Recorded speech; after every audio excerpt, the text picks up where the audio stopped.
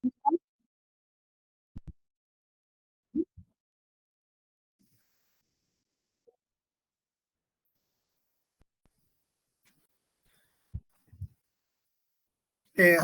good morning, everyone.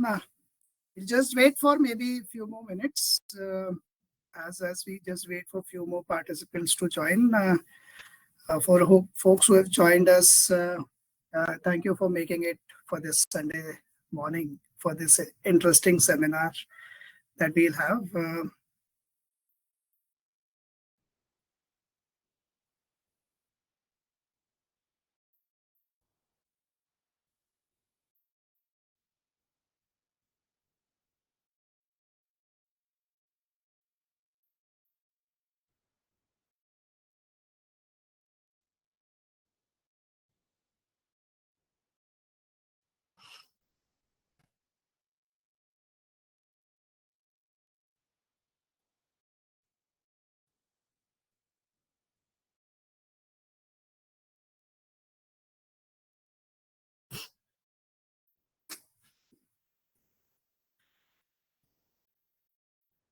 Okay, I think let's get started.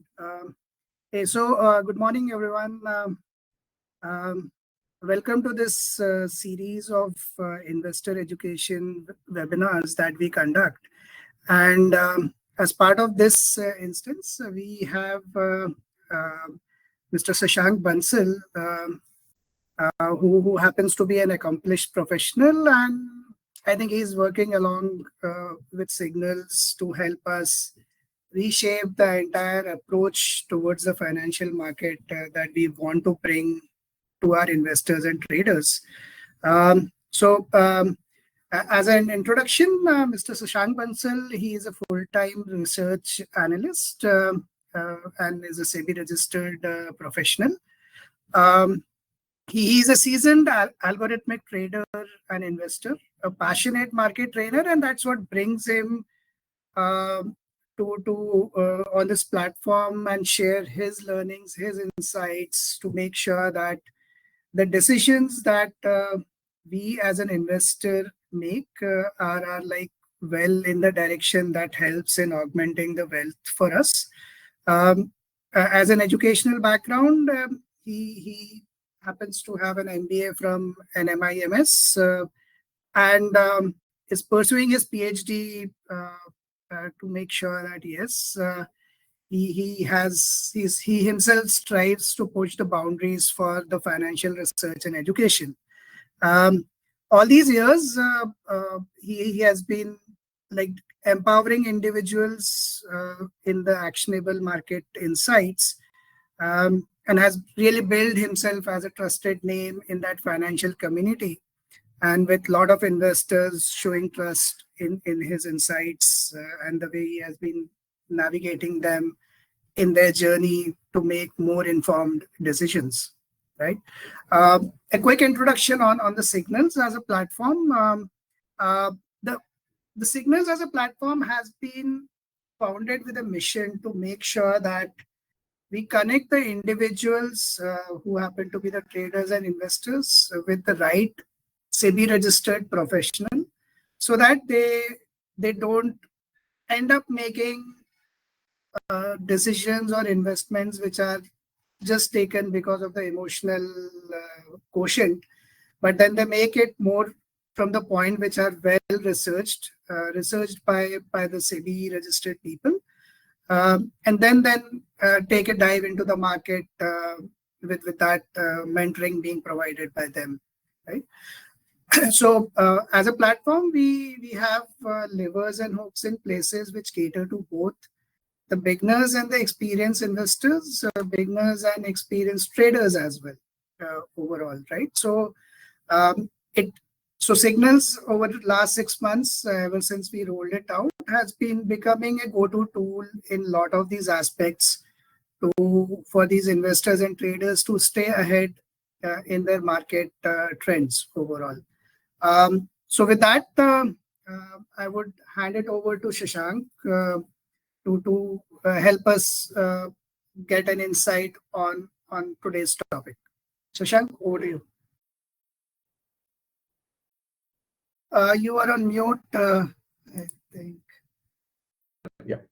Thank you so much for such a warm welcome, and thank you everyone for joining on a Sunday cold morning to learn something, to discuss something. As a fellow investor and as a trainer, I believe more into discussing and learning with each other. Shashank, we are not seeing the slides in case you're sharing. It's possibly the other screen. Yeah. Yeah, this one. Right. Yeah, this is right. Yeah. So yeah. So thank you everyone for joining us on a Sunday cold morning. And as an investor and fellow investor, I focus more on discussing things, learning from each other, and that's my motto also. It's all about let's learn together. So whenever we are, let's learn together. So today's session we are gonna cover basics. So आज की जो session है थोड़ी सी basic के ऊपर होंगे, and investments के basics है। तो इन्वेस्टमेंट कहने को सिंपल है, but it's easy but not, it's simple but not easy investing. तो जब हम इन्वेस्टिंग की बात करते हैं तो इट्स वेरी इंपॉर्टेंट कि हम क्लियर कर सके कि हमारा माइंड इन्वेस्टिंग की तरफ है कि नहीं। तो आपने अगर ये स्टेप ही लिया है कि that you are attending a session on financial value investing, so you mean that कि जो मार्केट में कॉमन ग्रीड है अबाउट मेकिंग क्विक मनी, आप उससे आगे बढ़ के कुछ करना चाह रहे हैं जिसके वजह से आप आज हैं।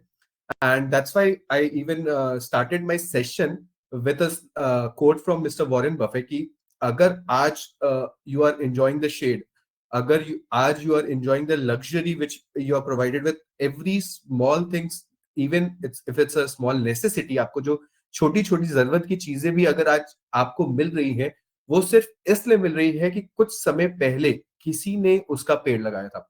तो इट्स ऑल अबाउट कि किस टाइम पे क्या हुआ, कौन सा किसी ने एक मेहनत की जिसका फल आज आप खा रहे हो। तो स्टॉक मार्केट को भी आप एक प्लांटेशन टाइप का समझ सकते हो, एक बड़ा एग्रीकल्चर फील्ड समझ सकते हैं। एंड जब when I started my investing career, तो मेरे को जब मेंटरशिप मिली, तो that time when I started learning, तो उन्होंने बोला कि आप कोई भी बिजनेस करते हो, कोई भी बिजनेस करते हैं, एंड उससे जो है आपको स्टॉक मार्केट में काफी फायदा मिल सकता है, और स्टॉक मार्केट में इन्वेस्ट करने के भी आपको कई फायदे मिल सकते हैं other than the wealth which you are getting. तो when you are investing into stock markets, you are studying a lot of companies, आप कंपनीज के बारे में पढ़ते हैं, आप उनके बैलेंस शीट्स देखते हैं, अकाउंटिंग देखते हैं, जो उनके मैनेजमेंट्स की कमेंट्रीज होते हैं वो देखते हैं, कॉन कॉल्स देखते हैं। तो हमें और भी बिजनेसेस के बारे में पता चलता है, हम न्यूज फॉलो करना शुरू करते हैं, तो जिससे हमारे इनसाइट ओवरऑल इकोनॉमी में भी अपने बिजनेस से बढ़ के या अपनी जॉब से बढ़ के और सब चीजों में भी क्लियर होते हैं। ये एक साइड बेनिफिट है जो आपको मनी के साथ तो मिल ही रहा है। साथ ही उन्होंने स्टॉक मार्केट को एग्रीकल्चर के साथ कंपेयर किया। उन्होंने बोला कि अगर आप एग्रीकल्चर कर रहे हैं, एग्रीकल्चर में तो आपको सिर्फ 2 ही सीजन मिलता है जब आप अपने क्रॉप को जो है वो बोते हैं।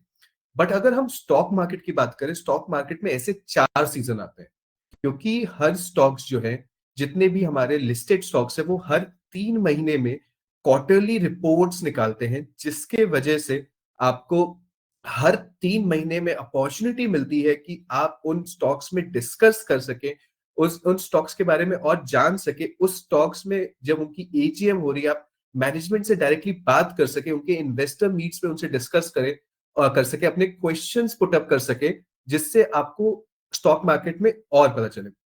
फिर ये जो नेक्स्ट टॉपिक है, ये कई लोग मान सकते हैं, कई लोग नहीं मतलब कि अग्री कर सकते हैं, कई लोग नहीं अग्री कर सकते हैं कि जब हम इन्वेस्टिंग करते हैं, तो इन्वेस्टिंग काफी लोग मानते हैं कि अगर हम लार्ज कैप में इन्वेस्ट कर रहे हैं तो हमारा पैसा सेफ है। अगर हम लार्ज कैप में करेंगे तो हमारा कहीं पैसा नहीं जाएगा, हमारा पैसा सेफ है।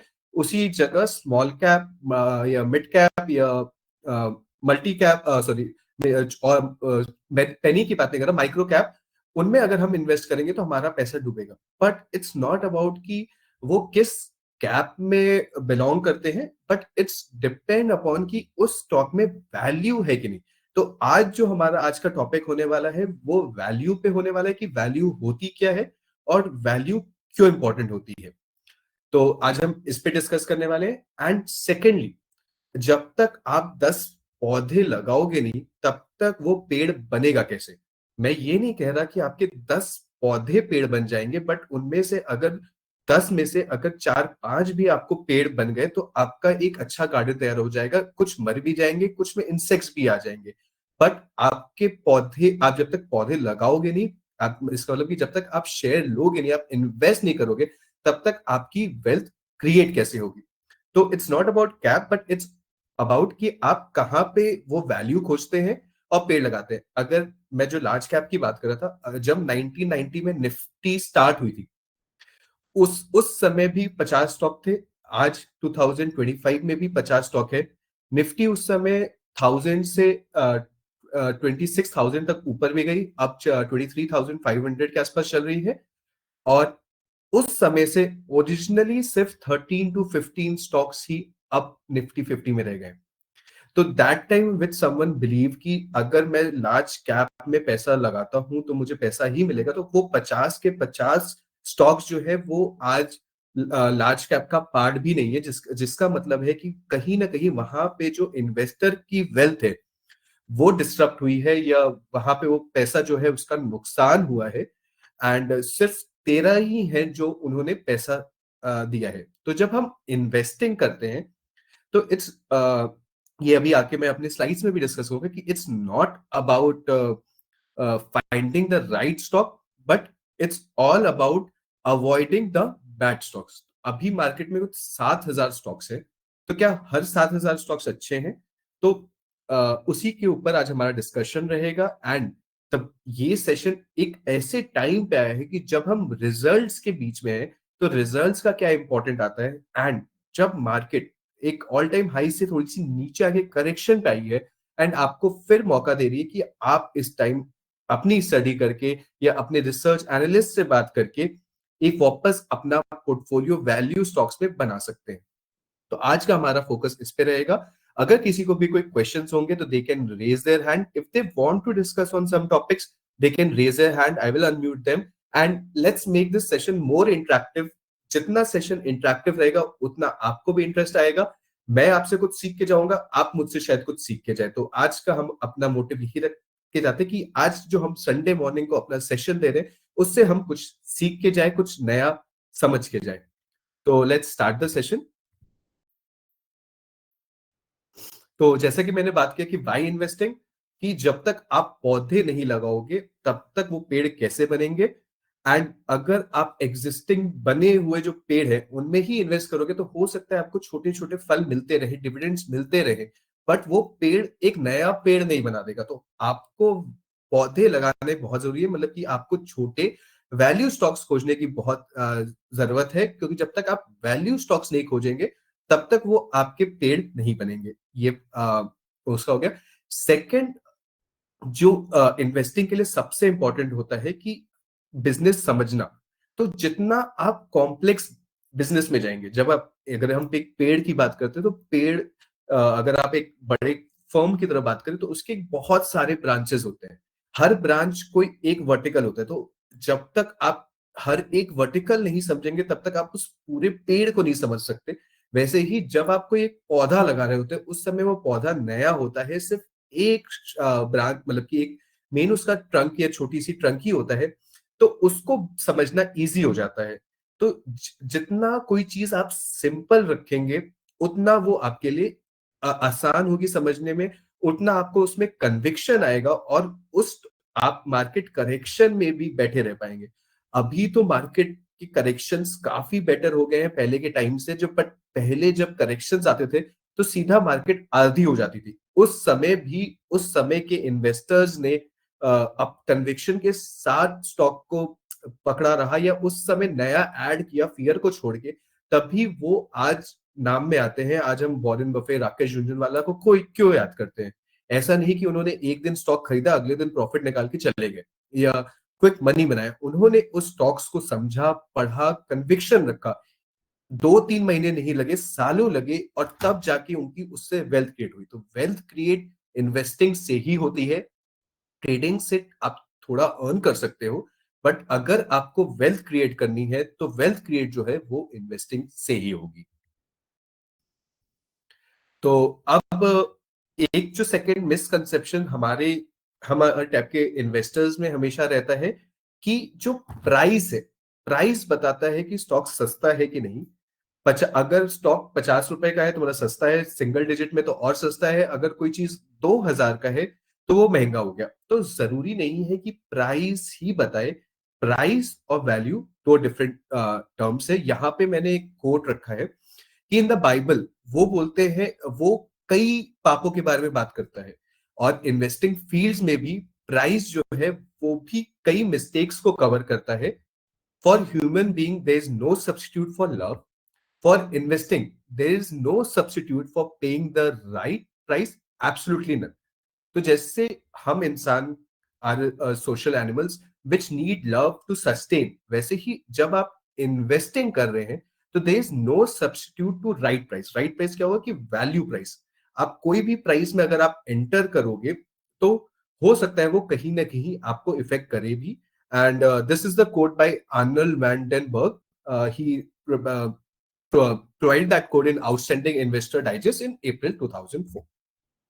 सो अब हम इतने देर से इन्वेस्टिंग की बात कर रहे हैं, इन्वेस्टिंग करनी चाहिए, क्यों करनी चाहिए, क्या करनी चाहिए, बट होती क्या है इन्वेस्टिंग। तो अभी हम जानेंगे कि होती क्या है वैल्यू इन्वेस्टिंग। तो लेट्स स्टार्ट कि व्हाट इज वैल्यू इन्वेस्टिंग।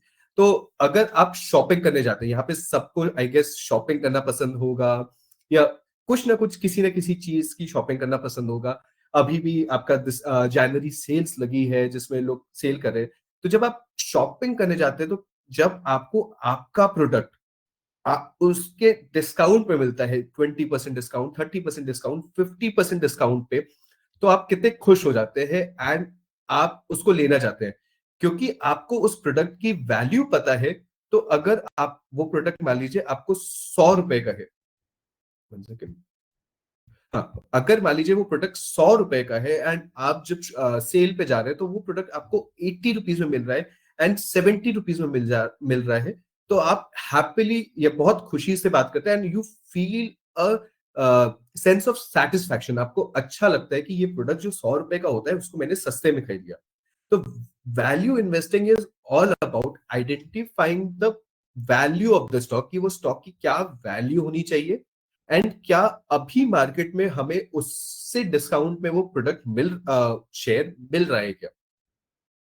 तो जैसा कि अभी इसका एग्जांपल लिया, वैसे ही शेयर्स में कैसा होता है, वो वैल्यू इन्वेस्टिंग एक इन्वेस्टिंग स्ट्रैटेजी अगर आप मान सकते हैं कि जो शेयर्स है जो डिस्काउंट में चल रहे होते हैं किसी रीजन के वजह से, अपने जो इंट्रिंसिक वैल्यू जो 100 रुपीज की उनकी वैल्यू है उसकी जगह वो 80 या 70 में चल रहे होते हैं, तो उसके बारे में बात करते हैं। तो ये जो कॉन्सेप्ट है वैल्यू इन्वेस्टिंग का, वो बेंजामिन ग्राहम और डेविड टर्टन ने 1934 में फर्स्ट टाइम अपने बुक में मेंशन किया था, सिक्योरिटी एनालिसिस में। फिर बाद में उनकी एक सेकंड बुक भी आई जो कि काफी फेमस है 1949 में, द इंटेलिजेंट इन्वेस्टर। थोड़ी सी मोटी बुक है बट जो बेंजामिन ग्राहम ने लिखी है द इंटेलिजेंट इन्वेस्टर, जिसमें वो कवर करते हैं। उसमें उन्होंने 3 बेसिक थ्योरीज कवर की है कि price and value are not both same. अब प्राइस और वैल्यू को हम कैसे डिस्टिंग्विश कर सकते हैं, अब हम उसकी पे बात कर लेते हैं कि price and value are not both same. Value जो होती है वो आपको इंट्रिंसिक वैल्यू की बात करें इसमें, उसमें वो फाइनेंशियल स्ट्रेंथ शो करती है, फ्यूचर ग्रोथ दिखाती है। तो जैसे मान लीजिए यहाँ पे एक इंडस्ट्री है which is into a field and वो उसका कैश फ्लो मेंटेन्ड है, उसकी ईयर ऑन ईयर ग्रोथ आ रही है, तो that is showing it's intrinsic value. Versus stock price जो है वो मार्केट डिसाइड करती है कि किस प्राइस पे बाय या सेल करना चाहिए। उसमें काफी फैक्टर्स हैं जो होते हैं उसको अफेक्ट करते हैं। प्राइस अपने इंट्रिंसिक वैल्यू के कई बार ऊपर चलता है, कई बार नीचे चलता है। तो मान लीजिए अगर इस स्टॉक की भी हम बात करें तो यहाँ पे स्टॉक की इंट्रिंसिक वैल्यू 100 रुपीज है, तो कई मौके ऐसे मिलेंगे कि जब वो स्टॉक 70 चल रहा होगा, 50 चल रहा होगा, कई मौके ऐसे भी होंगे जब वो स्टॉक 120 या 150 पे ट्रेड कर रहा होगा।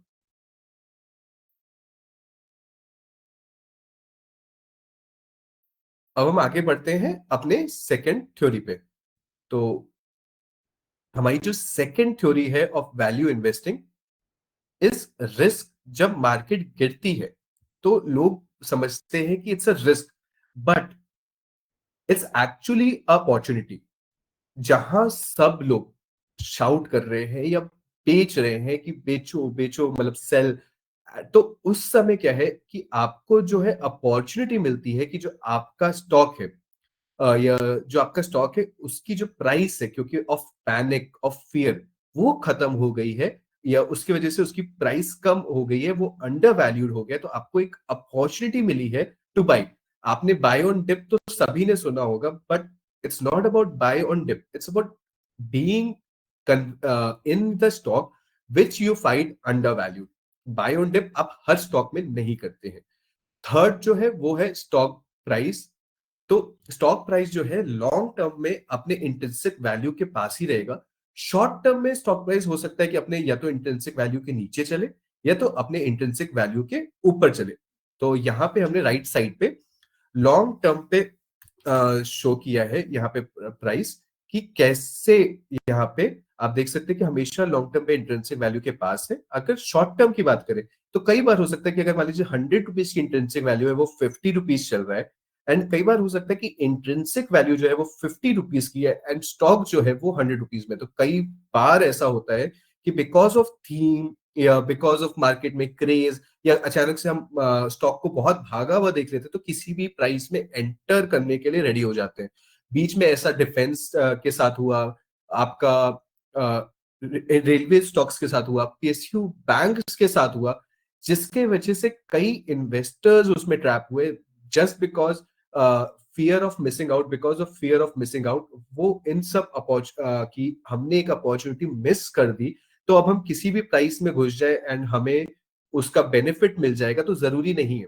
क्योंकि हर टाइम मार्केट में अगर आप खरीद रहे हो तो कोई बेच रहा है, अगर आप बेच रहे हो तो कोई खरीद रहा है। तो इट्स ऑल अबाउट कि आपकी हाइपोथेसिस क्या है, आपको वो स्टॉक क्यों पसंद लग रहा है, एंड क्या ये प्राइस सही टाइम है इस स्टॉक में एंटर करने के लिए।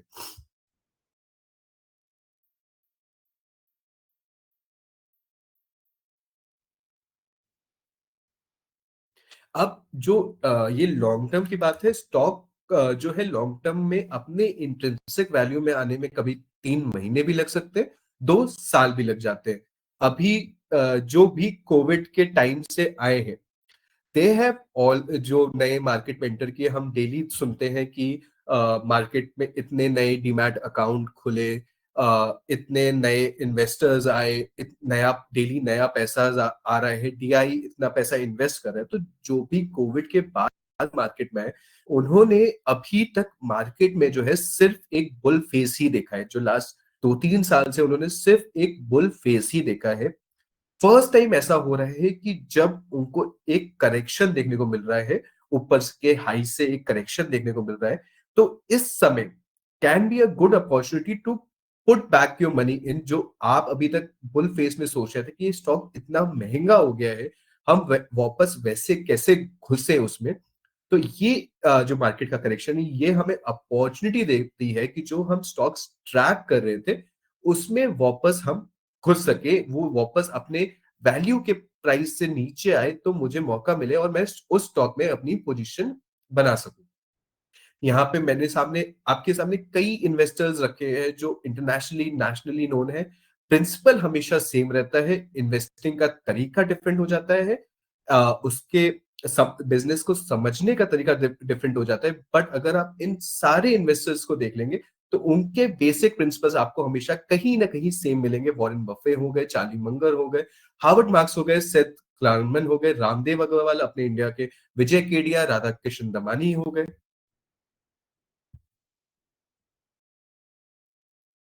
इन्होंने जो अपनी वेल्थ क्रिएट की है वो थ्रू वैल्यू इन्वेस्टिंग ही की है। अगर आप इनके भी सेशन सुनेंगे आपको सिमिलर समझने को मिलेगा।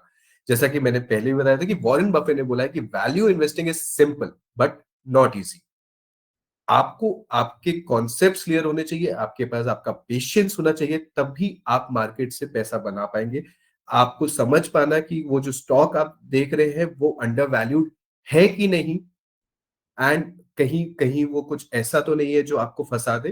तो जहां पूरी दुनिया, यहाँ पे दिखा रहे हैं, जहां पूरी दुनिया वो स्टॉक को सेल कर रही थी क्योंकि वो अंडर वैल्यू था, वहां एक वैल्यू इन्वेस्टर उसको बाई कर रहा था, एंड इन लॉन्ग टर्म वो पैसा बना के ही जाएगा। हो सकता है शॉर्ट टर्म में वहां पे उसका प्राइस थोड़ा सा उसको और फॉल करता हुआ दिखे, बट यही कन्विक्शन है, यही कन्विक्शन है जो उसको हेल्प करता है उसमें बने रहने के लिए एंड वेल्थ क्रिएट करने में।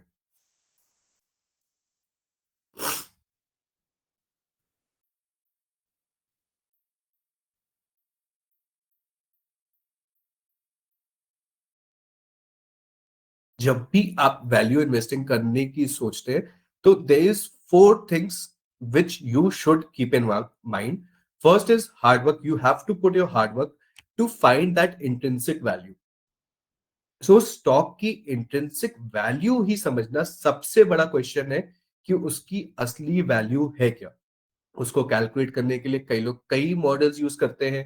डिस्काउंटेड कैश फ्लो एक मॉडल है, ग्राफ एक मॉडल है, कि डिविडेंड डिस्काउंट मॉडल है, एंड आपका ग्रोथ मॉडल है, रेवेन्यू मॉडल है, डेट मॉडल्स है, कई मॉडल्स है। तो it's not about just models. आपको एक वैल्यू निकालना, फिर उसके बाद उस वैल्यू पे डिसिप्लिन होना कि आपको सिर्फ अंडर वैल्यूड स्टॉक्स ही लेने हैं। जब उस स्टॉक का प्राइस उसके इंट्रिंसिक वैल्यू से कम होगा तभी मुझे वो एंट्री बनानी है। एंड इंट्रिंसिक वैल्यू हो सकता है विद परफॉर्मेंस बढ़ती भी जाए। तो आपको डिसिप्लिन रखना है कि आपको हमेशा अंडर वैल्यूड स्टॉक में ही घुसना है, ओवर वैल्यूड स्टॉक्स में नहीं जाना।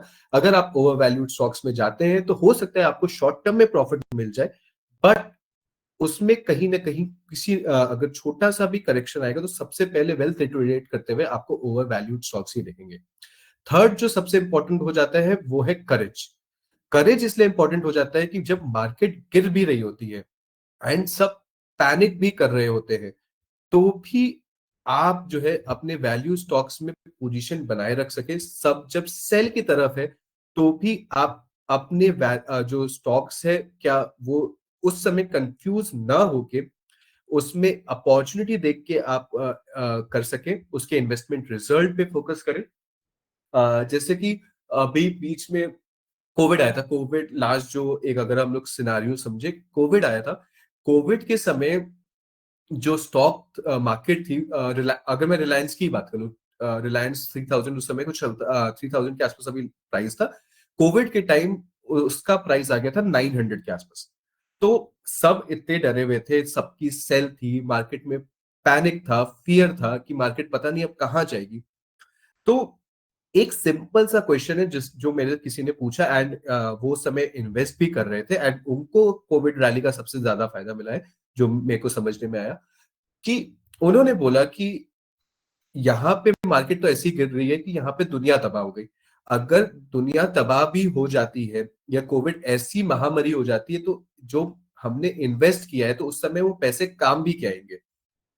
अगर आप अपने पैसे निकाल भी लेते हो तो उसकी क्या काम रह जाएगा। अगर वॉर का सिचुएशन आया था जब रशिया ने वॉर डिक्लेयर की, जबकि इंडिया से दूर दूर से कोई मतलब नहीं थी, मार्केट में करेक्शन आया, उस समय भी लोगों ने पैनिक में सेलिंग की। तो उन्होंने भी बोला कि अगर वॉर इंडिया आ जाती, अगर लोगों ने बोला कि रशिया जो है हो सकता है न्यूक्लियर बॉम्ब गिरा दे, तो अगर न्यूक्लियर बॉम्ब गिर जाएगा तो जब आप जिंदा ही नहीं रहोगे तो आप पैसे का करोगे क्या। बट अगर वो न्यूक्लियर बॉम्ब नहीं गिराता है तो क्या ये बेस्ट अपॉर्चुनिटी नहीं है कि जो अच्छे स्टॉक्स है वो आपको सही प्राइस पे मिल जाए। तो करेज चाहिए होता है एक किसी भी इन्वेस्टर को कि डिसीजन मेकिंग कर सके।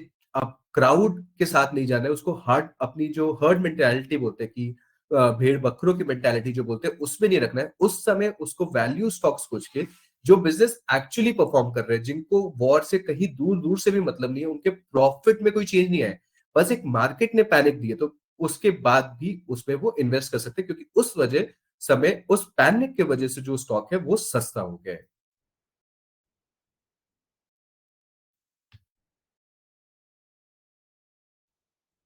और फोर्थ मोस्ट इंपॉर्टेंट है पेशेंस। अब जैसा कि मैंने अभी आपको यहाँ पे बात किया कि अगर हम पेशेंस इसलिए इंपॉर्टेंट है कि आपको एक तो राइट टाइमिंग, कभी हम टाइम नहीं कर सकते, बट हम इतना कर सकते हैं कि हम इंटरेस्टिक वैल्यू से जब स्टॉक सस्ता होगा तभी ही बाई करेंगे। अब इधर अभी डिफेंस, अगर मैं आपको एक एग्जांपल दूं, तो अभी डिफेंस जो था काफी बीच में काफी उस पे था, क्योंकि गवर्नमेंट ने डिफेंस में ऐसा किया कि अब हम इंपोर्ट नहीं करेंगे and we want our local companies, physical defence company, we want local companies to manufacture the defence products. And उसके वजह से कई स्टॉक में रैली आई। Over 6 month stock 4 times 5 times already हो गए। एंड अगर आप उस समय उनके मैनेजमेंट की कमेंट्रीज सुनते, तो देयर वाज वन कंपनी जिन्होंने बोला कि हम इंडिया में लास्ट नेक्स्ट 1 ईयर में हम 11 वॉरशिप्स बनाने का प्रोजेक्ट ले रहे हैं या उस पे फोकस कर रहे हैं। जिसके ये सुन के जो था कि लोग और खुश हुए and suddenly price multiply. But इस समय पेशेंस होना, फोकस होना बहुत इंपॉर्टेंट था, क्योंकि अगर मैं आपसे बात करूं, जस्ट अ कॉमन फैक्ट, कि पूरे वर्ल्ड में इस समय 23 वॉरशिप्स हैं, जिसमें से हम बोल रहे थे कि हम 11 बनाएंगे एंड इंडिया के पास ऑलरेडी 2 है। तो हम ऑलरेडी 5 टाइम्स अपने नंबर का बनाने की बात कर रहे हैं। उसके बाद जो सबसे बड़ी फ्लीट है यूएस की, जिसकी पास सबसे ज्यादा है, उसके पास टोटल जो फ्लीट्स है वो 11 है। और हम बात कर रहे हैं कि 11 हम खुद बनाएंगे एंड उससे बड़ी फ्लीट अपनी करेंगे, वो भी 1 साल में। तो क्या आपको लगता है कि ये पॉसिबल था? क्या आपको लगता है कि ये ऑर्डर पॉसिबल था? तो जिसके वजह से जो स्टॉक था वो जब किया, यहाँ पे कई इन्वेस्टर्स को फंसाया कि उन्होंने इंट्रिंसिक वैल्यू इस समय गलत समझी, जबकि स्टॉक की इंट्रिंसिक वैल्यू नीचे थी। एंड जो यहाँ ट्रैप किए, उनको हो सकता है वापस मौका मिले, बट ये जो पीरियड है, इतने टाइम का उनको पेशेंस रखना पड़ेगा, तब जाके वो स्टॉक उनको, जो उन्होंने वो वैल्यू परसीव की थी, वो मिलेगी। तो सही वैल्यू परसीव करना भी बहुत इंपॉर्टेंट हो जाता है एंड पेशेंस रखना भी। अभी I was just looking for examples कि आप लोग के लिए सेशंस और इंटरेस्टिंग कैसे करूं, क्या और कैसे कॉन्सेप्ट्स को क्लियर कर पाऊं। तो I would just ask a small question, if आप लोग कमेंट बॉक्स में कर पाओ। तो यहाँ पे एक कंपनी है, I am taking a old example 2000 and 2018 का। तो यहाँ पे एक कंपनी है इन विप्रो। विप्रो जिसका उस समय प्रॉफिट सीएजीआर वॉज 35%। मतलब वो जो कंपनी थी वो 35% से हर साल कंपाउंड कर रही थी। सेकंड, उसके साथ एक मैरिको बिजनेस है। मैरिको का अगर आप कंपाउंडिंग देखेंगे, तो उस समय उसका कंपाउंडिंग सीएजीआर था प्रॉफिट ग्रोथ का 18% कंपाउंड। ये नंबर्स अगर क्लियर नहीं हो रहे, अभी इनके बारे में भी हम बात करेंगे। तो आपको क्या लगता है कि कौन सी इनमें कंपनीज होगी, जिसने ज्यादा इन्वेस्टर को वैल्यू दी होगी? तो इन दो में आपको क्या लगता है कि कौन सी ऐसी कंपनीज होंगी which would have given the investor value? तो if somebody can mention in the comment section और कैन रेज देयर हैंड, तो ये थोड़ा सा हमारे सेशन को थोड़ा सा और ज्यादा इंटरेक्टिव बनाने में हेल्प करेगा। तो इफ समबडी कैन, तो I guess, okay, no guesses. Okay, we'll go back to our screen then.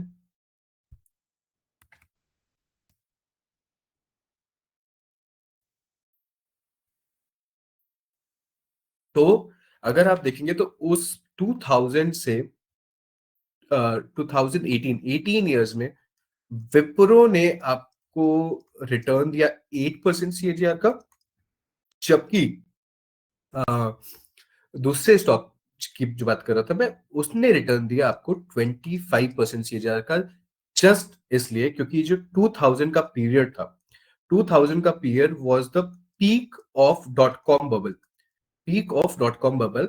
उस समय सब लोग सारी आईटी कंपनीज पे किसी भी प्राइस पे एंटर कर रहे थे। एंड विप्रो का जो पी था विप्रो का जो पी था उस समय 126 चल रहा था। उसके मुकाबले इस कंपनी का जो पी था वो अराउंड 12 चल रहा था।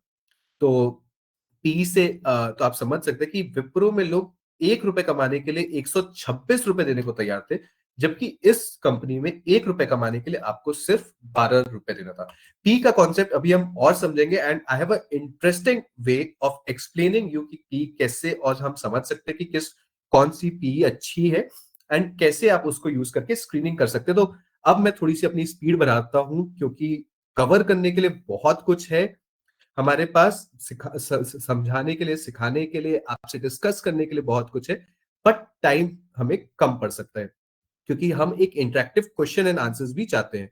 तो ये आपका पेशेंस की 3 महीने में हो सकता है स्टॉक का प्राइस 60 भी आया होगा, बट अगर वही आप स्टॉक में वेट करेंगे तो ओवर 3 मंथ्स एंड 3 इयर्स आपको उसमें भी वेल्थ क्रिएट करने के देगा, and you have to control your emotions.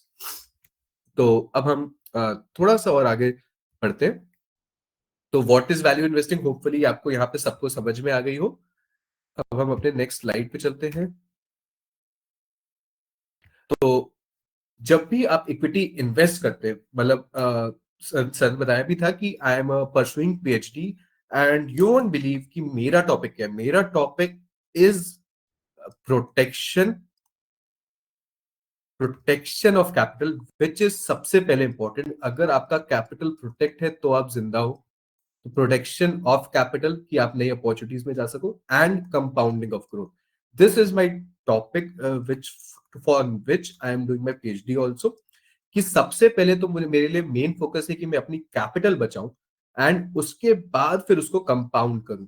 And compound कैसा कि मैं मार्केट को बीट कर सकूं, या मैं जो उसको अगर कहीं और इन्वेस्ट करता उसको बीट कर सकूं, उस फोकस पे मैं कंपाउंडिंग करूंगा। एंड तब फिर आएगा कि the eighth wonder of the world, compounding. तो जब भी आप इक्विटी इन्वेस्टमेंट करते हैं तो सबसे पहले आपको वैल्यू और प्राइस का गैप समझना बहुत इंपॉर्टेंट है। आप वैल्यू असेस करें, उसको प्राइस से कंपेयर करें, और तभी इन्वेस्ट करें जब मार्जिन ऑफ सेफ्टी है। तो इसका मतलब क्या हुआ, मान लीजिए आपके हिसाब से कंपनी की वैल्यू आती है 100, अभी करंटली स्टॉक चल रहा है 60।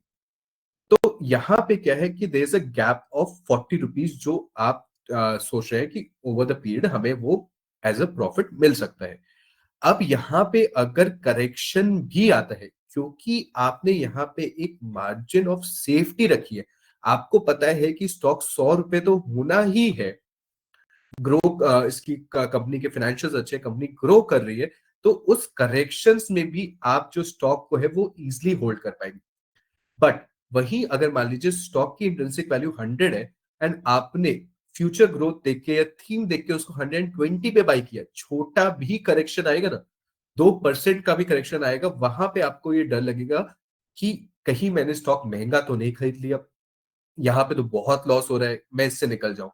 तो जब आपके पास मार्जिन ऑफ सेफ्टी होती है, वो आपको और कन्विक्शन देता है स्टॉक में बने रहने के लिए। अब चलते हैं अपने नेक्स्ट स्लाइड पे। तो जैसा कि वॉरेन बफे ने बोला है, प्राइस इज व्हाट यू पे, value is what you get. तो सिर्फ अगर आप किसी चीज को डिस्काउंट लाते हो, उसकी वैल्यू आपके माइंड में ऑटोमेटिकली आपके लिए बढ़ जाती है। अब अब हम लोग ने जान लिया कि वैल्यू इन्वेस्टिंग है क्या, हम लोग ने बहुत ज्ञान भी ले लिया कि अगर वैल्यू इन्वेस्टिंग करना है तो हमें कैसा होना चाहिए। बट वैल्यू इन्वेस्टिंग करें तो करें कैसे। तो जब भी आप ये एक एमबीवी अप्रोच है जो मैं भी फॉलो करता हूं, एमबीवी अप्रोच मैं इसको बोलता हूं। इसमें मैनेजमेंट, बिजनेस एंड वैल्यूएशन पे फोकस करते हैं। इसमें जो सबसे ज्यादा दो चीज इंपॉर्टेंट है, सब लोग बोलते हैं कि सिर्फ अगर आप वैल्यू इन्वेस्टिंग में वैल्यूएशन कर लो ना तो क्लियर हो गया, बट मैं सच्ची अगर बताऊं ना, वैल्यूएशन जो है वो लीस्ट इंपॉर्टेंट है। वैल्यूएशन हम सिर्फ, मोस्टली मैं जो है सिर्फ स्क्रीनिंग के लिए यूज करता हूं, स्टॉक को स्क्रीन करने के लिए कि 7,000 स्टॉक यूनिवर्स में से मैं स्टॉक्स निकाल सकूं। सबसे ज्यादा जो इंपॉर्टेंट है वो है मैनेजमेंट, एंड उसके बाद बिजनेस। अगर कोई जो मैनेजमेंट, जो बिजनेस मैनेज कर रहा है वो अच्छा है, तो कैसा भी बिजनेस हो वो उसको एक ऊंचाई पे ले जाएगा। बट कितना भी अच्छा बिजनेस हो, कितनी भी कंपनी में कैश हो, अगर उसको मैनेज करने वाला ही खराब है तो कंपनी चाहे कितना भी कर ले वो एक ना एक दिन डूबेगी। तो सबसे ज्यादा जो फोकस होता है वो मैनेजमेंट पे होता है। हम मैनेजमेंट जब देखते हैं तो हम क्या देखते हैं कि विजन कैसा है, उनकी ग्रोथ का क्या प्रोस्पेक्टस है, वो कैपिटल को कैसे एलोकेट कर रहे हैं, क्योंकि सबके पास पैसा लिमिटेड है। किसी के पास अगर 1,000 रुपए भी है तो उसको वो 1,000 रुपए कैसे मैनेज करने कर रहा है, किसी के पास अगर 1,000 करोड़ भी है तो वो 1,000 करोड़ कैसे मैनेज करता है, वही क्वेश्चन हमेशा रहता है। फिर कंपनी की कॉर्पोरेट गवर्नेंस कैसी है, ओरिएंटेशन कैसा है, एग्जीक्यूशन ट्रैक रिकॉर्ड कैसे। जैसे अभी मैंने एक डिफेंस की कंपनी का बताया जिन्होंने बोला था कि 11 शिप्स का हम ऑर्डर लेके काम करेंगे। तो अगर आप उनका ट्रैक रिकॉर्ड देखें, पीछे की ट्रैक रिकॉर्ड देखें कि कंपनी को क्या ऑर्डर्स मिले हैं पहले, एंड कंपनी क्या वो ऑर्डर फुलफिल कर पा रही है, तो काफी कुछ हमें वो मैनेजमेंट की कैपेबिलिटीज के बारे में बताता है। फिर बिजनेस, बिजनेस जब हम देखते हैं तो हम ऐसा चाहते हैं कि बिजनेस की साइज क्या है, उसके कॉम्पिटिशंस क्या है, क्या वो बिजनेस स्केल कर सकता है। मतलब कि ऐसा तो है नहीं कि यहाँ पे अब हो गया बिजनेस का, स्केलेबिलिटी है, सस्टेनेबिलिटी है। मान लीजिए अगर मैं किसी भी इंडस्ट्री की एग्जांपल ले लूं कि रियल एस्टेट इंडस्ट्री है, रियल एस्टेट इंडस्ट्री है, जिसकी मान लीजिए जस्ट रैंडम की 10,000 करोड़ की ऑलरेडी उसकी टोटल वैल्यू है, जो पूरी इंडस्ट्री की है इंडिया में। जो एक छोटा बिजनेस है जो ऑलरेडी इसमें से 2,000 करोड़ का ऑलरेडी उसमें पार्ट है, बाकी जो अदर लीडर्स है वो ऑलरेडी 6,000 करोड़ के ऑलरेडी उसमें रिटेल में काम कर रहे हैं। तो ऑलरेडी सबने मिला के 8,000 करोड़ का तो 10,000 में से ऑलरेडी मार्केट कैप्चर कर रखी है। अगर कोई ग्रो भी करता है तो दे हैव ओनली 2,000 करोड़ की जो मार्केट है वो कैप्चर कर सकते हैं। एंड जो ये 2,000 करोड़ की मार्केट है वो इन प्लेयर्स के बीच में डिवाइड होगी। तो अगर ये पूरा 2,000 भी कैप्चर करता है तो ये जो है स्टॉक जो है सिर्फ डबल ही होता है। क्या ऐसा तो नहीं है मैनेजमेंट बोल रही है कि हम पूरा ही कवर करेंगे। तो ये सब चीजें हैं जो इंपॉर्टेंट हो जाती है जब हम देखते हैं बिजनेस को, कि बिजनेस आगे स्केल हो सकता है, उसकी सस्टेनेबिलिटी है कि नहीं, क्या कंपटीशन है। एंड फिर आता है आपका वैल्यूएशन जिसमें गाप मॉडल्स आते हैं, आरओई आता है, आरओसी आता है, एंड फ्री कैश फ्लो, जिसको यूज करके हम बिजनेस के बारे में और समझने की कोशिश करते हैं। एंड अब मेन जो मैंने आपको बात मेरे से आज स्पेशली मेरे को करनी थी, ये आपके सामने जो है वो निफ्टी की आरपी है। अगर आपको कोई स्टॉक निफ्टी से बीट करने है, पी होता है प्राइस टू अर्निंग, तो अगर आप आज निफ्टी 50 में इन्वेस्ट कर रहे हैं तो आपको 1 रुपए कमाने के लिए निफ्टी में 21.6 रुपए देने पड़ेंगे, तो रफली मान लीजिए 22 रुपए देने पड़ेंगे। तो क्या कोई कंपनी अगर आपको किसी निफ्टी को बीट करना है तो आपको उस कंपनी पे फोकस करना पड़ेगा जो एटलीस्ट 22 रुपए से सस्ती हो, कि आपको वहां पे 1 रुपए कमाने में लेस देन 22 रुपीज देने पड़े। निफ्टी जो है वो 8.36% पे ग्रो कर रही है, तो आपको इससे ज्यादा ग्रोथ फोकस करनी पड़ेगी। प्राइस टू बुक वैल्यू है 3.49, मतलब कि उसकी जो प्राइस है उसकी बुक वैल्यू से 3.49 टाइम्स है, तो हमें उससे नीचे जानी होगी। डिविडेंड यील्ड 1.28% है। Return on capital employed is 14.34%, return on equity is 17.24%। तो इससे ही आपके सामने एक स्क्रीन आ गई कि अगर हमें निफ्टी को बीट करना है तो एटलीस्ट हमें 22 पी से छोटी कंपनी चाहिए जिसकी ग्रोथ 8.36% से ऊपर हो। अगर ग्रोथ ज्यादा है तो हम पी पे थोड़ा सा अपने आप को वो भी कर सकते हैं, डिविडेंड यील्ड हो या ना हो, but price to book value 3.49 से कम हो, रिटर्न ऑन कैपिटल 15% से ज्यादा हो एटलीस्ट, एंड आरओई जो है वो 18% से ज्यादा हो। तो ये आपकी एक बेसिक स्क्रीन बन गई, जिसको अभी 2 मिनट में बस मैं एक बार एफडी का भी पी आपको समझा दूं, उसके बाद हम डायरेक्टली स्क्रीनर पे चल के उसको स्क्रीन भी करेंगे और देखेंगे ऐसी कितनी कंपनी आ रही है। तो एक बार लेट्स गो ओनली स्क्रीनर पे चल ही लेते हैं, फिर मैं आपको एफडी का समझा देता हूँ। तो अगर हम स्क्रीनर पे आते हैं, एंड यहाँ पे स्क्रीनर एक टूल है जिस फंडामेंटल एनालिसिस के लिए मैं यूज करता हूँ। तो यहाँ पे हमने क्या बोला कि P price is to earning should be less than 22, and और क्या था, अगर कोई मुझे कमेंट सेक्शन में बता पाए कि growth, profit growth, profit growth should be more than 9% ले लेते हैं उसमें, वैसे तो हम 15% लेना चाहिए, should be more than 15%। And और क्या पैरामीटर्स थे कि प्राइस टू बुक वैल्यू 3.49 से कम, तो प्राइस टू बुक वैल्यू हम उसको रखते हैं 3.5 से कम, and ROC 15%, ROE 20%. ROCE should be more than 20% and ROE should be more than, इसको भी हम 20% कर लेते हैं. मैंने दोनों को 20% के ऊपर कर दिया. And when I would run this query, तो आई फाउंड 106 स्टॉक्स. जो 7,000 के आपके स्टॉक्स थे, उसमें से मेरे पास सिर्फ 106 स्टॉक रह गए. अब इन 106 सारे 106 स्टॉक अच्छे हैं, मैं ये नहीं बोलूंगा, बट इन 106 स्टॉक को मैं फर्दर स्टडी करूंगा एंड उसमें से उन स्टॉक्स को सेलेक्ट करूंगा जिनका मैनेजमेंट मुझे समझ में आता है, जिनका मुझे बिजनेस समझ में आता है, एंड जिनका आगे लगता है कि वो जो क्वार्टर्स दे रहे हैं वो कंटिन्यू कर पाएंगे. अब मैंने आपको बताया था कि now I would explain the P of FD. तो अगर आज हम एफडी करवाते हैं तो क्या आपको रेट ऑफ रिटर्न मिलता है हाईएस्ट? तो हाईएस्ट हम एफडी रेट सर्च कर लेते हैं, काम करते हैं. तो अगर देखिए, मतलब दिस इज श्रीराम फाइनेंस, अगर आईसीआईसीआई का बैंक का देखें तो the highest for senior citizen is 7.8. तो अगर अगर आप किसी भी बैंक में 100 रुपए इन्वेस्ट करते हैं तो आपको 1 साल बाद 7 रुपए 80 पैसा मिलेगा. तो पी का फॉर्मूला क्या है? एफडी के पी का फॉर्मूला है प्राइस पर share upon earning per share. तो यहाँ पे आप अगर एफडी बनवाते हैं तो आपको क्या रुपए देना पड़ रहा है? 100 रुपए. 100 रुपए हम मान लेते हैं, और उस पर आपकी अर्निंग क्या हो रही है? 7.8. तो अब इसको जल्दी से हम कैलकुलेटर से कैलकुलेट कर लेते हैं. तो 100 डिवाइडेड बाई 7.8, तो इसकी जो पी है वो लगभग आ रही है 13 की. तो इसका क्या बोलते हैं, ये क्या बोल रहा है कि 1 रुपए कमाने के लिए आपको एफडी में 13 रुपए डालना पड़ता है. यहाँ पे 1 रुपए कमाने के लिए आपको एफडी में 13 रुपए डालना पड़ता है. एफडी में there is no growth, there is no degrowth also, but there is no growth. आपको ऐसा नहीं है कि इस साल 7 रुपए 80 पैसा मिला, अगले साल और ज्यादा मिलेगा, क्योंकि एफडी ग्रो नहीं करती. वो सिर्फ आपके प्रिंसिपल पे ही आपको इंटरेस्ट देती है. तो क्या क्या हम ऐसे स्टॉक्स भी खोज सकते हैं, क्योंकि हम रिस्क ले रहे हैं मार्केट में? क्या हम ऐसे भी स्टॉक्स खोज सकते हैं जिनका एफडी से भी कम पी है?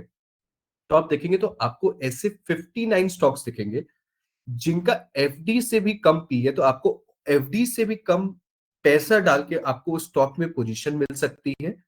बट क्यों ये जो पोजीशन मिल रही है, उसका रीजन क्या है वो समझना जरूरी है. कहीं ऐसा तो नहीं है कि कंपनी फ्रॉड है, मैनेजमेंट ने कुछ गलत किया इसीलिए. उसके बाद जैसा कि मैंने आपको बताया कि वैल्यूएशन जो होता है वो सिर्फ स्क्रीनिंग के लिए इंपॉर्टेंट हो जाता है. बाद में आप और अगर डीप में जाना चाहे, एग्जैक्ट इंट्रिंसिक वैल्यू निकालना चाहे, तब वैल्यूएशन हेल्प करती है. बट किसी भी आप अगर वैल्यू इन्वेस्टर को से आप बात करेंगे, वो हमेशा मैनेजमेंट एंड बिजनेस की बात करेगा. एंड मैनेजमेंट एंड बिजनेस के लिए जो सबसे ज्यादा इंपॉर्टेंट हो जाता है वो कैसे समझे? तो अगर चले, लास्ट जो मैंने वीडियो बनाई थी डीनी टूल्स, उसी का उठा लेते हैं एसएमई में. तो उसके लिए होते हैं कॉन कॉल्स. कॉन कॉल्स में कंपनी की पीपीटी आती है, एनुअल रिपोर्ट होती है. एनुअल रिपोर्ट अगर आप खोलेंगे तो एनुअल रिपोर्ट में they talk about management commentary आपको मिलेगी. मैनेजमेंट डिस्कशन एंड एनालिसिस यहाँ पे आप देख सकते हैं, जिसमें हमें कंपनी के बारे में जो मैनेजमेंट क्या समझ रहा है उसके बारे में पता चलता है, इंडस्ट्री के बारे में और समझने को मिलता है. हम एनुअल रिपोर्ट सिर्फ बैलेंस शीट या पीएनएल के लिए नहीं उठाते, हम मैनेजमेंट को और बिजनेस को जानने के लिए भी एनुअल रिपोर्ट पढ़ते हैं. प्लस अगर आप उस स्टॉक के शेयर होल्डर है तो आपको एजीएम में भी पार्टिसिपेट करने को मौका मिलता है, जिसमें आप मैनेजमेंट से क्वेश्चंस कर सकते हैं. जब कॉन कॉल होती है तो आपको मौका मिलता है. जैसे यहाँ पे अगर आप देखेंगे कि डीन्यू टूल्स ने यहाँ पे आप इन्वेस्टर मीट कर रहे हैं, उसकी नोटिफिकेशन दी है. तो जब कंपनी कॉन कॉल देती है उसकी नोटिफिकेशंस होती है, उसके थ्रू भी आप कंपनी से बात कर सकते हैं, अपने क्वेश्चंस पुट अप कर सकते हैं. अगर कंपनी ऐसा स्टेप ले रही है तो क्यों ले रही है, एंड फिर वो हमें बेनिफिट देती है over the time to maintain into the stock. तो ये था कॉन्सेप्ट ऑफ पी. अभी एक्चुअली तो शेयर करने को काफी कुछ है, बस एक लास्ट पॉइंट है जो मैं कवर कर लेता हूं. उसके बाद क्वेश्चन आंसर करेंगे, क्योंकि मैं नहीं चाहता कि सिर्फ मैं बोलता रहूं और आप लोग बोर होके थक जाए। एंड गुड अपॉर्चुनिटी जो वैल्यू इन्वेस्टिंग मैं चाहता हूँ कि क्योंकि आप यहाँ पे वैल्यू इन्वेस्टिंग का एक स्टेप लिया है, उस पर वो आगे बढ़े। तो just again a question with for everyone कि जब भी हम हाइपोथेसिस करते हैं तो there are two types of error. एक, when you bet on something, यहाँ पे इन्वेस्टमेंट की बात आ रही है कि which is a bad investment by mistaking it for a good one. क्या आप ऐसी एरर करना चाहते हैं जिसमें कि आपने समझा था कि ये इन्वेस्टमेंट अच्छा होगा बट खराब हो गया, या क्या आप ऐसी एरर करना चाहते हैं कि आपने उस एक अच्छे इन्वेस्टमेंट में बेट नहीं ली क्योंकि आपको लगा कि वो खराब है? तो कौन सा आपको लगता है कि एरर, ये हम कोई ना कोई एरर तो करेंगे जब भी हम चॉइस करते हैं, कोई कंपनी पढ़ते हैं, या तो हम उसको बैड में डालते हैं या तो गुड में डालते हैं। मान लीजिए आपने समझा वो बैड है बट निकल गई अच्छी, तो क्या आप वैसी गलती करना चाहोगे, या वो थी बैड इन्वेस्टमेंट बट आपने गुड इन्वेस्टमेंट समझ के उनमें इन्वेस्ट कर दिया, क्या वो गलती करना चाहेंगे? तो उसका भी द क्विक क्वेश्चन है कि कौन सी गलती है जो एक इन्वेस्टर करे तो उसको उसकी प्रॉब्लम ना है। तो उसके लिए हम लोग ने मैथमेटिकली इलस्ट्रेशन लिया कि अज्यूम मार्केट में 4000 इन्वेस्टमेंट अपॉर्चुनिटीज है जिसमें से थाउजेंड्स अच्छे हैं। दो टाइप के इन्वेस्टर हैं। एक इन्वेस्टर क्या करता है, वो टाइप 1 गलती करता है, वो बैड बिजनेस पे भी बेट करता है कि वो अच्छे निकलेंगे, और जो दूसरा टाइप का इन्वेस्टर है वो गुड इन्वेस्टमेंट्स को 10% ऑफ द टाइम मिस कर रहा है। तो मान लीजिए अगर 1000 इन्वेस्टमेंट है जिसमें से 90% जो है मतलब यहाँ पे कैलकुलेशन भी है कि अगर गुड प्लस बैड की बात करें कि 3000 इन्वेस्टमेंट खराब है जिसमें से वो 20% बैड इन्वेस्टमेंट पे फोकस कर रहा है, तो उसकी सक्सेस प्रोबेबिलिटी हो जाती है 60%। वहीं जो दूसरा बंदा है उसकी प्रोबेबिलिटी और ज्यादा बढ़ जाती है। वहीं अगर सेकंड स्ट्रैटेजी में अगर वो अपना टाइप 1 एरर रिड्यूस करता है तो उसकी प्रोबेबिलिटी 73% से कम हो जाती है, बढ़ जाती है। एंड वहीं अगर वो टाइप 2 एरर को फोकस करता है तो 57% से। तो मैं जल्दी जल्दी में थोड़ा सा वो हो रहा हूँ। तो इट इज क्लियर कि अगर आप जितना ज्यादा एरर 1 अवॉइड कर सके उतना ज्यादा बेटर है। तो आपको निग्लेक्ट करना आना चाहिए, मतलब कि नो बोलना आना चाहिए कि अगर आपको थोड़ा सा भी डाउट हो रहा है कि वो इन्वेस्टमेंट बैड हो सकता है, कोई नहीं, आपसे अगर वो अपॉर्चुनिटी निकली तो निकली, आपके मार्केट है, मार्केट आपको हजारों अपॉर्चुनिटी देगी, but we should be focus on getting on those opportunity जो हम अच्छा समझते हैं और अच्छे निकल सकते हैं। आपको अगर वो बैड लगा तो अगर हल्का भी करेक्शन आएगा तो ना आप डाउट के अंदर ही आप उस स्टॉक से निकल जाएंगे। तो जो अपॉर्चुनिटीज आपको अच्छी लगती है एंड अच्छी है उस पे फोकस करना चाहिए। अच्छी है या नहीं वो तो टाइम बताएगा, but we should be focus on reducing type 1 error जिसमें हम बैड अपॉर्चुनिटीज को भी अच्छी अपॉर्चुनिटीज समझ के इन्वेस्ट कर लेते हैं। तो आई गेस अभी भी काफी कुछ है, काफी स्क्रीन्स थी बताने के लिए, बट एक बार एक क्वेश्चन आंसर्स कर लेते हैं कि अभी तक किसको क्या डाउट्स आए, एंड उसके बाद अगर समय अलाउ करेगा तो फिर विल गो फॉरवर्ड। तो anybody who is interested in asking some questions, doubts तो बहुत कुछ आए होंगे क्योंकि काफी कुछ था जो बहुत जल्दी जल्दी भी आया, आई गेस डाउट्स आए भी हैं and I missed it. There are few questions that we see posted, Shashank. So maybe we'll pick as they come by. One of them is, I think you talked about screener. The user is हाँ. asking, do we need to have a license to do that comparison to No, the you level don't that need you a mentioned? license. Screener पे 90% of their features are free, and you don't need license to screen. And I know finding details about management would be time consuming. So there's a book by What I Learned About Investing from Darwin. इन्होंने यहाँ पे ROC की बात की है कि अगर आपको historical return on capital employed you find it good, तो वो काफी हद तक आपको मैनेजमेंट के बारे में बता सकती है। बाकी आ, आपको इतना टाइम न देना पड़े इन्वेस्टिंग पे, इसीलिए हम आरएज आपकी सर्विस के लिए एक्टिव है, because we study all the time stocks and हम आपको अच्छे स्टॉक सजेस्ट भी कर सकते हैं. Which sector in India traditionally offer better value investing opportunities? कोई ऐसा सेक्टर नहीं है जो आप नेम आउट कर सके कि which gives you a better investing opportunity. Her sector में आपको वो स्टॉक खोजना है जो कि जिसकी वैल्यू अभी तक आइडेंटिफाई नहीं हुई है. वो मार्केट लीडर हो सकता है बट लोग नहीं जानते हैं. There was a stock which I was studying with, जब मैं पढ़ रहा था, मतलब आज से 4 साल पहले की बात है.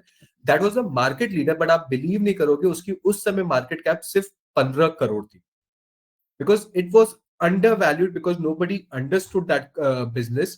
तो it's not about sector, it's about understanding a business. Sectors तब प्ले होते हैं जब आप थीम पे फोकस करते हैं या किसी एक पर्टिकुलर ग्रोथ पे फोकस करते हैं. जैसे अगर आप बैंक निफ्टी और निफ्टी का पी लेंगे तो बैंक निफ्टी का पी इस समय और सस्ता चल रहा है एज कम्पेयर टू निफ्टी. तो आप ये बोल सकते हो कि इस समय फाइंडिंग आप फाइनेंशियल साइड, मतलब इस समय बैंक्स के पी बहुत कम चल रहे हैं, तो इस समय आपको बैंक्स में ज्यादा अंडरवैल्यूड स्टॉक्स मिलने के चांसेस है as compare to other sectors. And जब हम स्क्रीन भी करते हैं तब then also you have a way कि आपको जिस इंडस्ट्री पे फोकस हो उस पे आप कर सके. विच हो गया, which sector sir loss book नहीं कर पाते हैं, इक्विटी हो या एफएनओ. अगर आप लॉस बुक नहीं कर पा रहे हो तो आई वुड सजेस्ट कि जब तक आपकी मेंटल कैपेबिलिटी उस पर ना आए तब तक स्टॉप ट्रेडिंग. क्योंकि जब तक आप कैपिटल प्रोटेक्शन नहीं स्टार्ट करोगे तब तक आप पैसा बना ही नहीं सकते. हम यहाँ पे मार्केट में सबसे पहले हमारी फोकस रहती है कि हम मार्केट में जिंदा रहे, उसके बाद पैसा बनाए. अगर हम मार्केट से लड़ेंगे तो हम कभी पैसा नहीं बना सकते. हमेशा हमारा फोकस ये रहता है कि हम मार्केट में बने रहे एंड तब हमें मौका मिलेगा, क्योंकि हमें कोई ना कोई मौका जरूर मिलेगा कि हम पैसा बनाए. अगर सारा पैसा हमारा एक ही ट्रेड या एक ही इन्वेस्टमेंट में लग के खत्म हो जाएगा तो फिर हम मार्केट से लड़ के कुछ नहीं कर पाएंगे. अभी के मार्केट पे कोई अपडेट, ग्लोबल मार्केट को कैसे रीड करें? ग्लोबल मार्केट से फर्क पड़ता है. The most thing which is affecting market अभी इज डॉलर, यूएसडी आईएनआर. अगर आप ग्लोबल मार्केट को अगर ट्रैक करना है तो आप हमेशा यूएसडी आईएनआर पे एक फोकस दे सकते हैं. एंड अभी market scenario mostly of the increase in USD INR के वजह से ही हो रहा है. एंड पैनिक आ रहा है of the Trump coming, because उनके अभी जो डिसीजंस है वो क्लियर नहीं हुए हैं काफी हद तक. एंड क्या वो कर सकते हैं फॉर द इंडियन कंपनीज. तो अगर आपको ऐसा डर लग रहा है तो why don't you focus on the companies which are doing business with India. India के अच्छा अंदर ही वो अच्छा बिजनेस कर रहे हैं. मेरी एक स्क्रीनिंग एक्सपोर्ट्स की भी होती है, क्योंकि जब आप एक्सपोर्ट करते हो तो कोई भी कंट्री आपसे इंपोर्ट करने के लिए कई सारे आप पे लॉज और कई सारे पैरामीटर्स रखते हैं. तो अगर कोई कंपनी है जो एक्सपोर्ट फोकस्ड है तो मतलब कि कहीं ना कहीं वो अच्छी है, तभी जाके उसका एक्सपोर्ट जो है वो अलाउ हुआ. तो कई बार मैं एक्सपोर्ट फोकस भी करके चलता हूँ जिसकी 70% 80% एक्सपोर्ट पे. तो अगर आपको ग्लोबल मार्केट सिनारियो खराब होता हुआ दिख रहा है कि अगर यूएस से अनसर्टेनिटी है तो आप ऐसी एक्सपोर्ट फोकस कंपनीज भी देख सकती है जो यूएस नहीं, यूएस के अलावा बाकी सब इकोनॉमी पे अफेक्ट, इकोनॉमी में इंपोर्ट कर रहे हैं. बट अगर आपको पूरा ही ग्लोबल हटाना है तो आप you can focus on Indian companies. And USD INR का जो सबसे ज्यादा बेनिफिट है वो एक्सपोर्टर्स को ही मिलेगा इस समय, क्योंकि उनके लिए वो एक्सपोर्ट करना और चीप हो जाएगा. So this is by one of the scenarios जिसमें हम एक्सपोर्टर्स का रखते हैं. And civet, do you think time in the market is more important than timing the market? Actually time in the market is more important than time in the market, क्योंकि हम market को कभी time नहीं कर सकते. And जब भी कोई करेक्शन का मौका मिलता है, कोई अपॉर्चुनिटी आती है, उस समय हमें भी फेयर लगता है.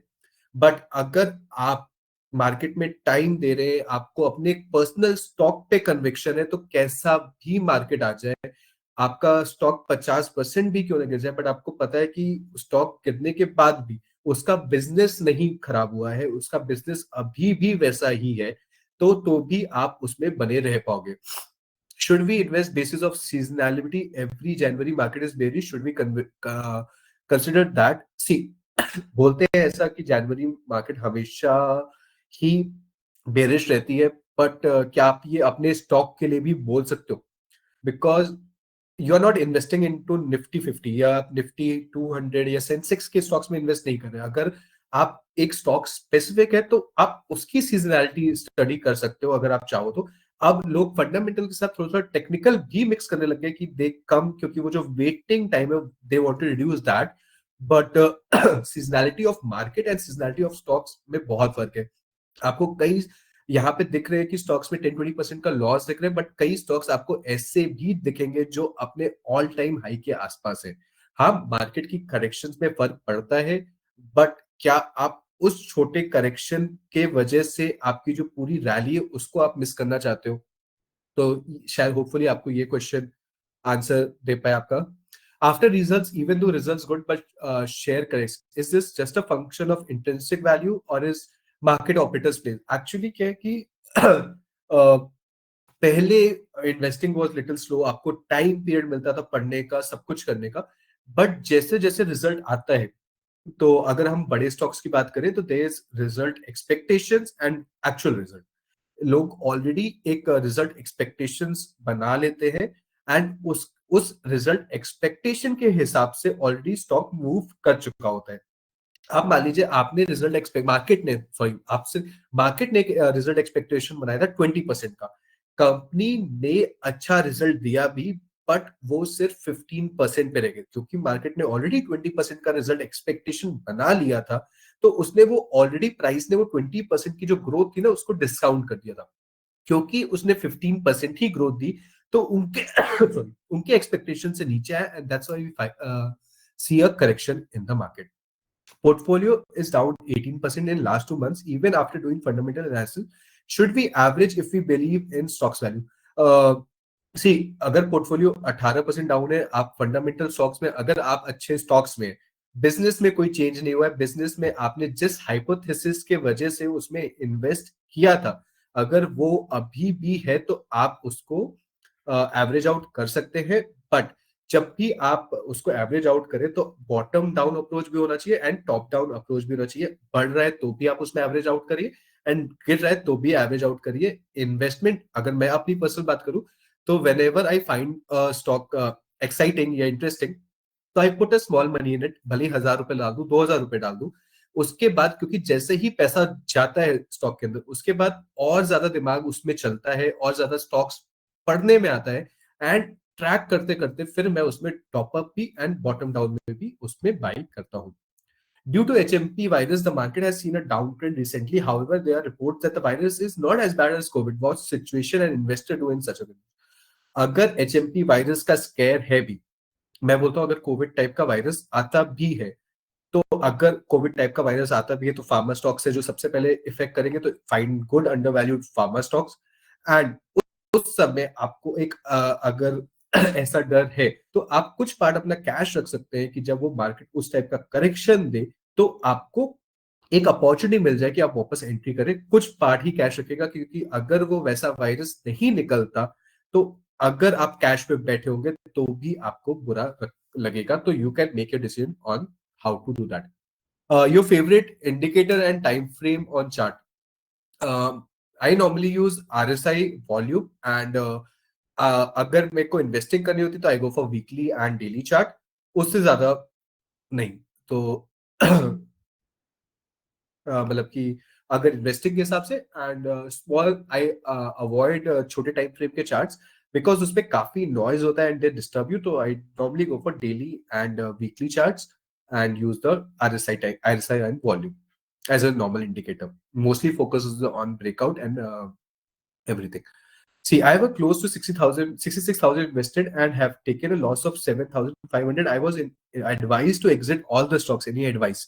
So, see, आपने it's actually a very individual question. तो अगर मैं बोलूंगा कि आपने जो किससे सबसे पहले किसी से अगर आपने एडवाइस लेके उस स्टॉक में अगर एंटर किया था तो क्या रीजन था जिसकी वजह से आप उनको उन्होंने आपको वो स्टॉक एडवाइस किया था? अगर वो रीजन एक्टिव भी है तो अगर आपको छोटा सा लॉस भी हो रहा है तो कोई बात नहीं। अगर हाँ, अगर कंपनी में कुछ चेंज आया है जिसके वजह से वो आपको एग्जिट बोल रहे हैं, तो अगर आपको प्रॉफिट भी हो रहा था तो आपको एग्जिट करना चाहिए। तो अगर आपने किसी से एडवाइस ली है तो I guess it would be better to ask them. बाकी on on signals even I provide daily. अगर आप देखोगे तो आपको यहाँ पे भी कुछ मल्टीपैगर्स के ऊपर I make keep making videos, even stock of the week जिसमें मैं टेक्निकल के बारे में भी बात करता हूँ, मार्केट आउटलुक के बारे में बात करता हूँ, जहाँ पे I have all these videos. हर हफ्ते आपको 2 वीडियोस आते देंगे। Even we have a subscription जिसमें हम स्विंग ब्रेकआउट ट्रेडिंग की बात करते हैं, जिसमें I give technical stocks weekly में 2 से 3 स्टॉक्स देते हैं, कई बार ज्यादा भी होते हैं if we find good opportunities. And we even provide a subscription on fundamental value stock, जिसमें we suggest give you a research on good fundamental value stocks which we find good as per our parameters. So these are the subscriptions which are offered by us. Laterly we will come with a basket also for the stocks, so you can visit my page on the signals and get to know more about investing and technical and the subscription from there. Any other questions? If it's okay. जैसे आपने बोला stock result से पहले ही बढ़ चुका होगा conviction पे, तो क्या अबनॉर्मल डिलीवरीज को कंसिडर करके एंट्री ले सकते हैं कन्विक्शन पे? तो क्या अबनॉर्मल सी जो आप बात कर रहे हैं दैट्स डिलीवरी वर्सेस वॉल्यूम की बात कर रहे हैं, that's also a parameter which a lot of people consider तो फॉर इन्वेस्टिंग। बट अगर आप उस चीज को लेके आप एंट्री करते हैं without studying the stock result के साथ आप डिलीवरी, तो जरूरी नहीं है कि जो जिसने वो डिलीवरी उठाई उसका वेटिंग पीरियड, उसका कैपिटल आपके जैसा ही हो। आपको वहां पे 10% का भी लॉस होगा तो आप एग्जिट करना चाहोगे, बट हो सकता है वो 50% पे भी और डिलीवरी उठाए, हो सकता है उसका 1/5 भी हो, तो आप एबनॉर्मल डिलीवरी लो। बट साथ साथ उस स्टॉक पे रिसर्च भी करो कि अगर स्टॉक करेक्ट भी होता है या नेक्स्ट टाइम जब एबनॉर्मल डिलीवरी आती है तो वापस आप उसको एवरेज आउट कर सको। कि एबनॉर्मल डिलीवरी आप स्क्रीनिंग के लिए यूज कर सकते हो कि आप abnormal delivery versus total volume consider कर लो, बट मेरे हिसाब से आपको उसमें फर्दर स्टडी करके ही लेना चाहिए। So that was my personal opinion. So these are all the questions from today. Yeah, I think Shashank, we have already overshot our stipulated time. Yeah. Sorry, well, I tried to make it fast, but yeah. No, I think There was it normally happens, and especially when we have these questions coming from users, it's always good that we answer all of them. So good that you took out time and answered for all these questions. So with this, like, we'll want to take a pause on this episode of our webinar. We'll surely come back with more of these and then have these follow-up webinars also on this topic, and then maybe advanced ones from here. And your guidance to investors and traders would definitely be a lot more helpful, I guess. So with that, I think we can close this session. Sure. I would like to thank you and all the participants who joined this webinar. Please do write to us if there are any questions and which you would want us to pass to Shashank for answering. I think he would be more than happy to help you and guide and mentor you. In fact, you can also look at maybe his subscriptions. Those are also yet another way to stay in touch and take a lot of those investments and trades positions in the market under guidance of people who really know the market and who are not just doing something which is not backed by the right study. I think the research analysts are well equipped to back their study, back their ideas with the study behind them. So please do explore subscriptions that Shashank has on Signals.